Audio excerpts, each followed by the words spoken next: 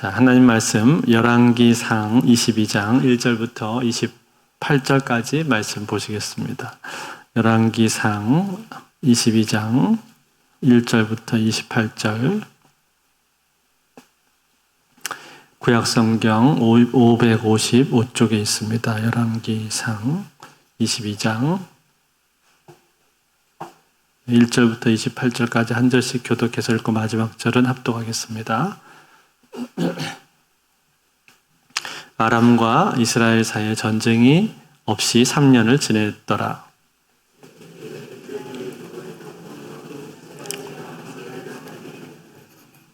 이스라엘의 왕이 그의 신하들에게 이르되 길앗 라못은 본래 우리의 것인 줄을 너희가 알지 못하느냐. 우리가 어찌 아람의 왕의 손에서 도로 찾지 아니하고 잠잠히 있으려 하고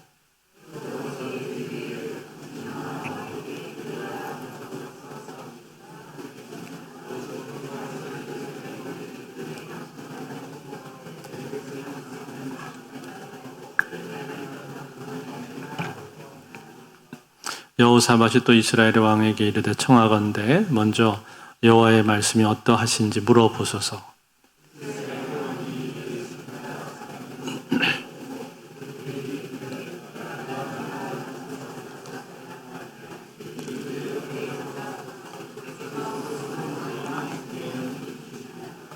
여호사밧이 이르되 이외에 우리가 물을 만한 여호와의 선지자가 여기 있지 아니하니까.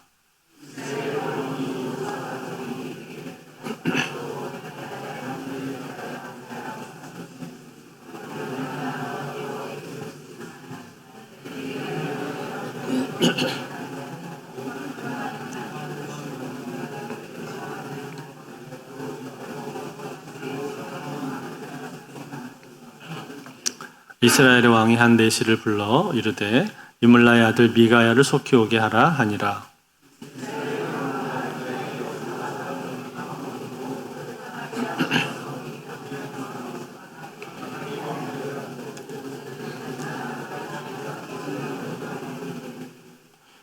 그나아나의 아들 시드기야는 자기를 위하여 철로 뿔들을 만들어 가지고 말하되 여호와의 말씀이 왕이 이것들로 아람 사람을 찔러 진멸하리라 하셨다 하고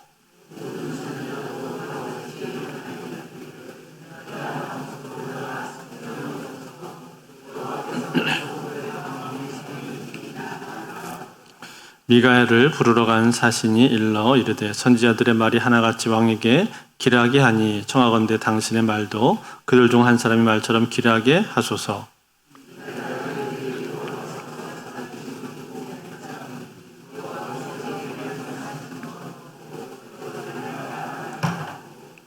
이에 왕에게 이르니 왕이 그에게 이르되 미가야야 우리가 길앗 라못으로 싸우러 가랴 또는 말랴. 그가 왕께 이르되 올라가서 승리를 얻으소서. 여호와께서 그 성읍을 왕의 손에 넘기시리이다.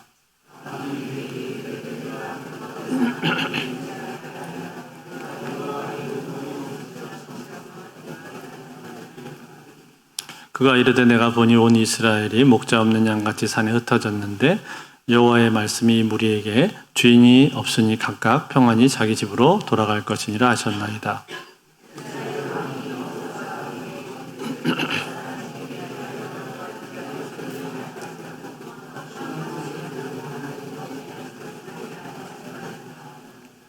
미가야가 이르되 그런즉 왕은 여호와의 말씀을 들으소서. 내가 보니 여호와께서 그의 보좌에 앉으셨고 하늘의 만군이 그의 좌우편에 모시고 서 있는데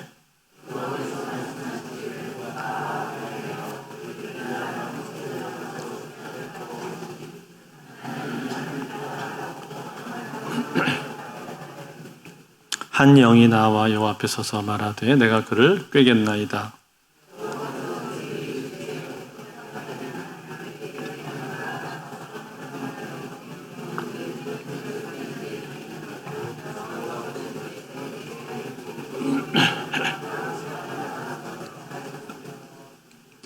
이제 여호와께서 거짓말하는 영을 왕의 이 모든 선지자 입에 넣으셨고 또 여호와께서 왕에 대하여 화를 말씀하셨나이다.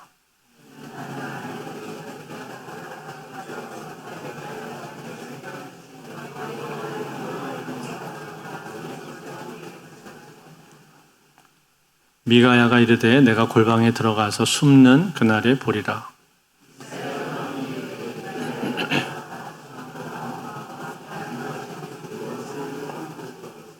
말하기를 왕의 말씀이 이놈을 옥에 가두고 내가 평안히 돌아올 때까지 고생의 떡과 고생의 물을 먹이라 하였다 하라. 미가야가 이르되 왕이 참으로 평안히 돌아오시게 될진데 여호와께서 나를 통하여 말씀하지 아니하셨으리이다. 또 이르되 너희 백성들아 다 들을지어다 하니라. 아멘.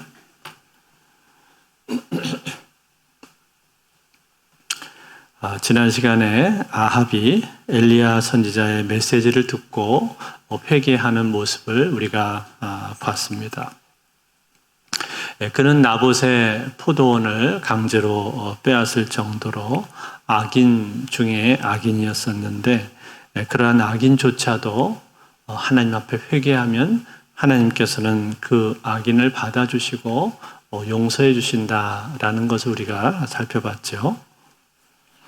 그런데 여러분, 이 아합의 회개는 계속 지속되지는 못했습니다. 무슨 말인가 하면 회개를 했으면은 회개한 이후로 거기에 합당한 삶을 살았어야 되는데 그렇게 하지를 못했다라는 이야기입니다. 즉 회개에 합당한 열매를 맺지를 못한 것이죠. 자, 그런 가운데서 이제 오늘 본문에서는 새로운 국면에 접어들게 되는데 오늘 본문의 배경이 무엇입니까? 오늘 본문의 배경은 1절에 나오고 있는데 1절에 보시면 이렇게 돼 있죠. 아람과 이스라엘 사이에 전쟁이 없이 3년을 지냈더라.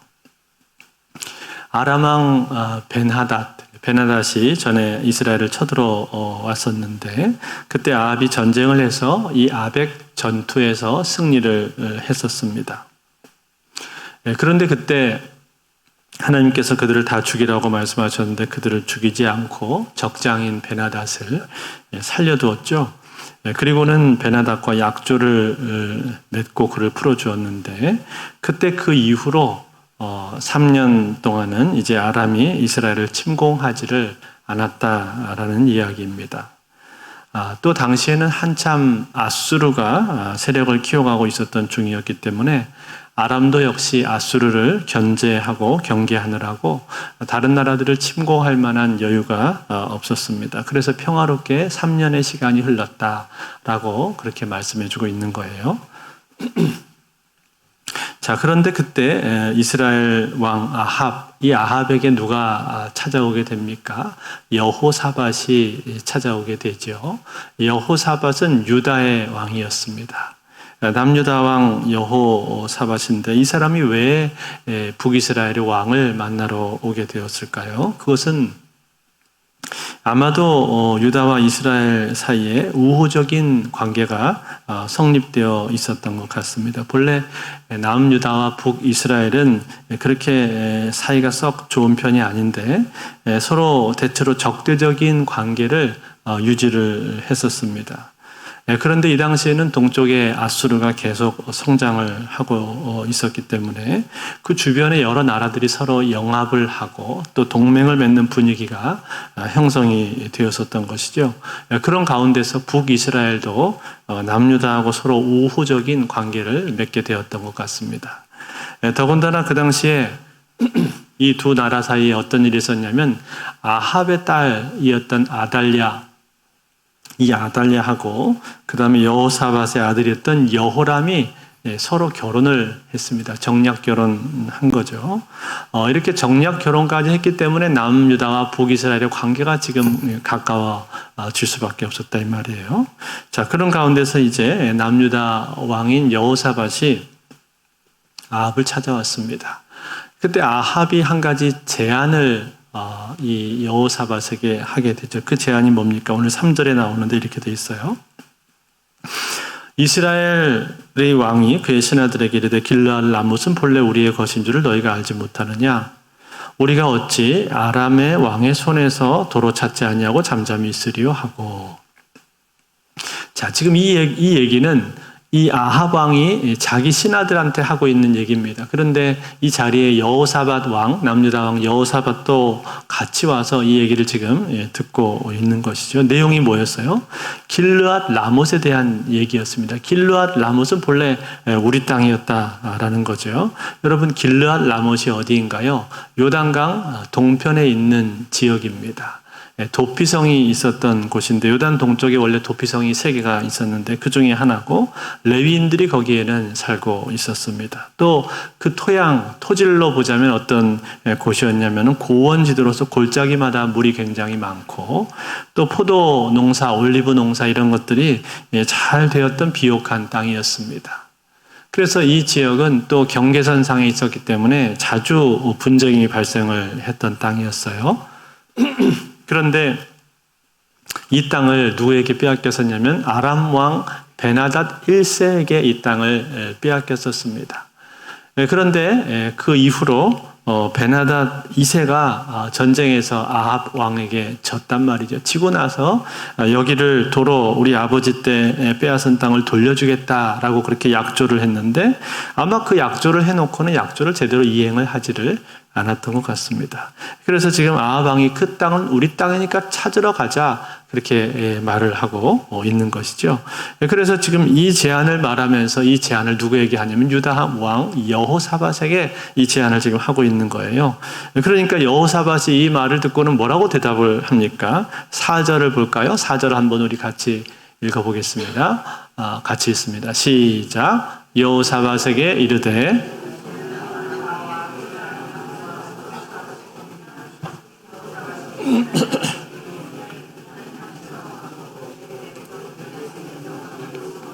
내 말들도 당신의 말들과 같으니이다. 자, 이게 무슨 얘기입니까? 나가서 싸우겠습니다 라는 얘기를 한 거죠. 당신은 나와 한 민족이고 우리는 서로 같은 동맹입니다. 이렇게 말한 거죠. 물론 여러분, 이 이스라엘 왕 아합은 악한 왕이었었기 때문에 이 악한 왕과 동맹을 맺는 것, 이것은 결코 하나님께서 기뻐하시는 일이라고 볼 수가 없을 겁니다. 특히 이 유다 왕 여호사밧은 그래도 비교적 선한 왕으로 알려져 있었는데, 이 왕의 입장에서 생각을 해볼 때 이러한 동맹은 그의 업적 가운데에서는 그렇게 긍정적인 업적이라고 우리가 말하기가 어렵습니다. 그럼에도 불구하고 이미 정치적으로 서로 정략 관계를 맺었기 때문에 이러한 관계 속에서 동맹이 지금 성립이 되고 있는 것이죠.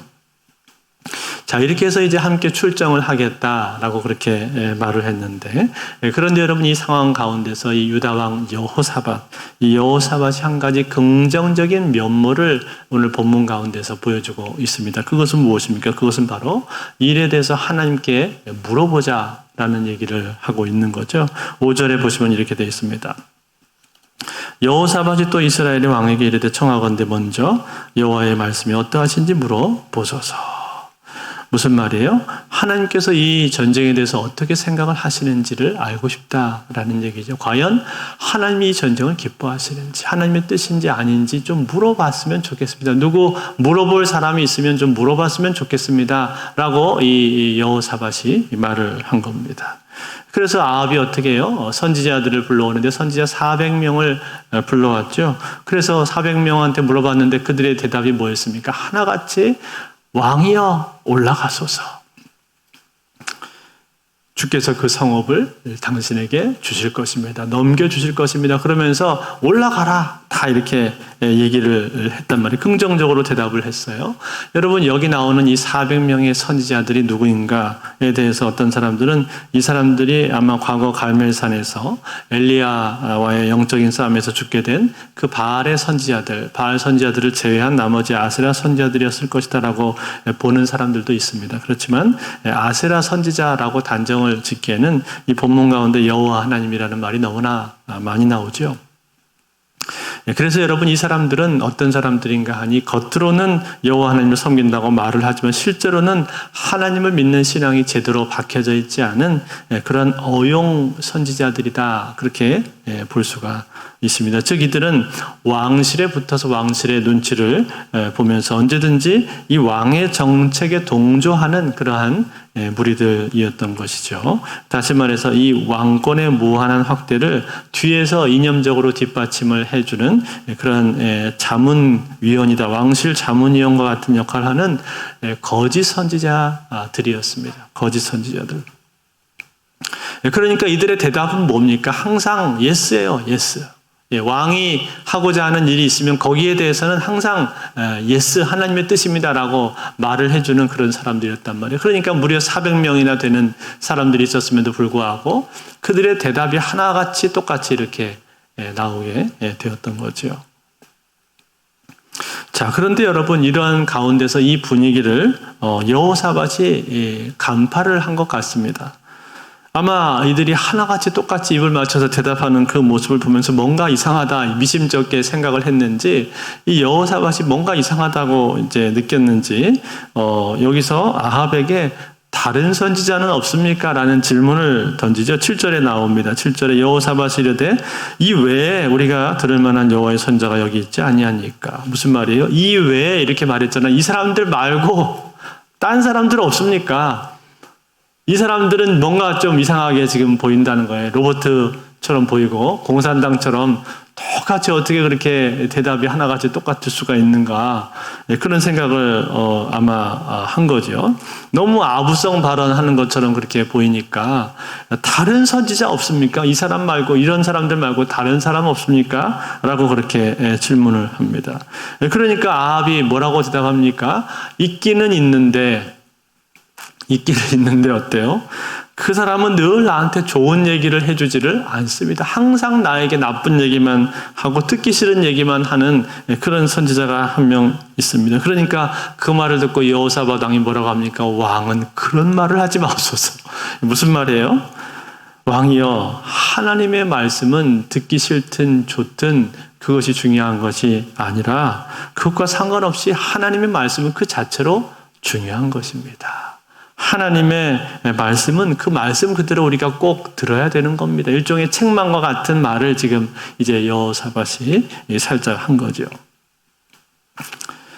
자, 그래서 이제 그 선지자를 불러오는데 그 선지자의 이름이 뭡니까? 바로 미가야입니다. 미가야. 이물라야의 아들이라고 돼 있는 그 미가야인데, 그 미가야에게 이제 아합이 신하 네시를 보내죠. 네시가 가서 미가야를 만납니다.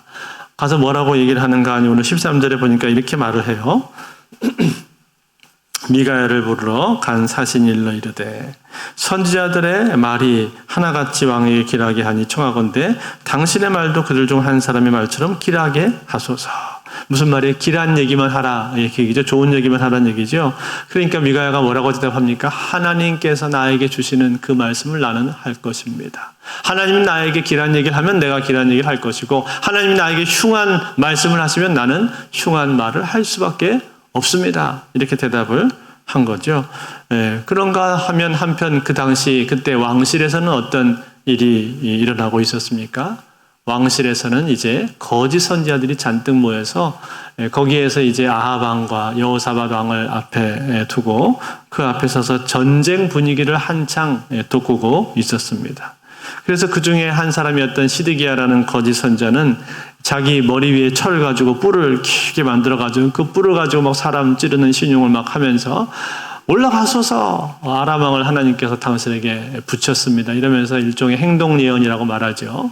이렇게 얘기를 하면서 막 분위기를 돋구고 더 자기들의 예언이 진짜 사실인 것처럼 더 호도하기 위해서 이런 강렬한 이미지를 가지고 그런 일들을 벌이고 있었습니다. 자, 그런 가운데 이제 미가야가 왕실에 도착을 하게 되었죠. 왕실에 도착을 하니까 아합 왕이 미가야에게 묻습니다. 미가야야, 어떻게 하면 좋겠냐? 우리가 이 전쟁을 해야 되겠냐? 말아야 되겠냐? 별로 물어보고 싶지 않았겠지만 물어봤어요.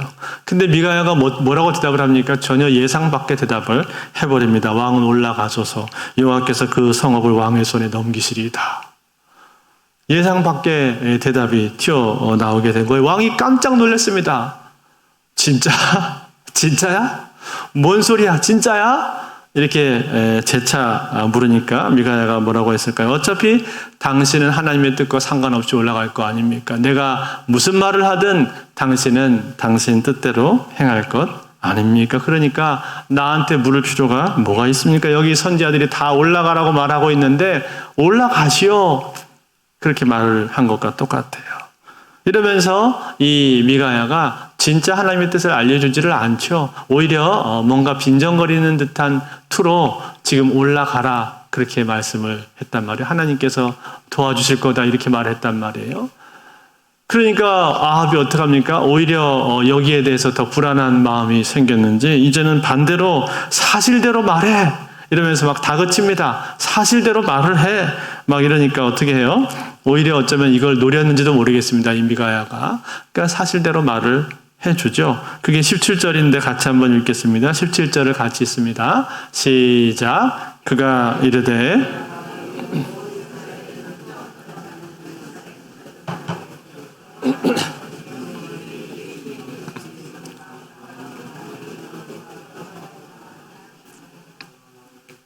뭐라고 말한 거예요? 이스라엘이 목자 없는 양같이 흩어지게 될 것이다. 무슨 뜻입니까? 목자라는 것은 지도자를 말하는 것인데 지도자가 없다는 얘기는 아합왕이 죽게 될 거다라는 그런 얘기를 한 거죠. 아합왕은 죽고 무리들은 다 뿔뿔이 흩어져서 집으로 돌아가게 될 거다. 이렇게 예언을 했습니다. 그러니까 이제야 아합왕이 또 펄쩍펄쩍 뛰면서 그것 봐라 내가 그럴 줄 알았다. 이러면서 나한테 한 번도 좋은 얘기를 하지 않는 선지자라고 내가 말하지 않았습니까? 여호사밧에게 이렇게 하소연을 합니다.